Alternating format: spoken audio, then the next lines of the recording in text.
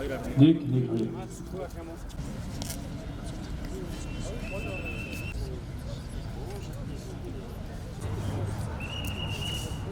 Маргаантай асуудлыг шийдвэрлэж хан уул дүүргийн 15 дугаар хороо Богд хааны ордон музейн зүүн тал 1.4 га газрыг бол шийдвэрлсэн. Өнөөдөр Богд хааны ордон музей за цэцэрлэгт дурсгалыг хүндэтгэж хүрэлцэн ирсэн Монгол улсын ерөнхий сайд засгийн газрын гишүүд энд хүрэлцэн ирсэн эрдэмтэн судлаач та бүхэндээ нийслэлчүүдийнхээ нэрийн өмнөөс талархснаа илэрхийлье. 1911 онд Монгол улсын нийслэлийг нийслэл хүрээ хэмээн зарлж за дээр нь үндэсний тусгаар улсаа сэргээ мандуулж Богд хаанаа хаанд өргөмжилсөн. За тэгвэл өнөөдөр энэ сайхан дурсгалын энэ талбайд нийслэлчүүдэд дахин одоо сэргээж өгсөндөө талархаж байна. Ингээд албан ёсоор нээлтийн ажиллагаа эзнеснийг мэдэгдэе. Баярлалаа та бүхэн.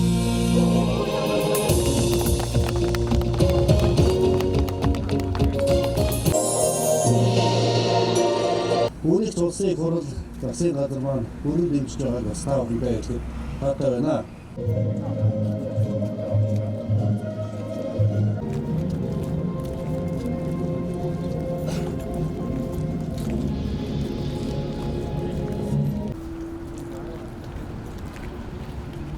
Бүтээн байгуулалтын ажил явах хуснаас гадна дараа нь одоо арчил хамгаалалтаа хийх ёстой. За энэ дээр бол манай хотогчлтын газар за мэдээж Богд хааны ордон музейн удирдлагуудтай бас ярилцж байгаа. Аль нэг талдаа иргэдийн өөрсдийнх нь оролцоо бас маш чухал байгаа. Тийм учраас бол ялангуяа энэ арчил хамгаалтан дээр бас иргэд маань бас сайн оролцох ёстой. За иргэд маань бас үнэхээр одоо бас бүтээн байгуулалтын дараах явцыг харахад бол иргэд маань маш одоо соёлтой дээр нь одоо өөрсдийнхөө одоо төсвийн хөрөнгөөр хийгдсэн энэ ажилд бол хайр гамтай байгаа нь одоо та бүхэн харж байгаа нэг ч хоггүй байна. Тийм учраас бол иргэдийн оролцоо маш чухлаа гэдгийг бол илэрхийлж байгаа.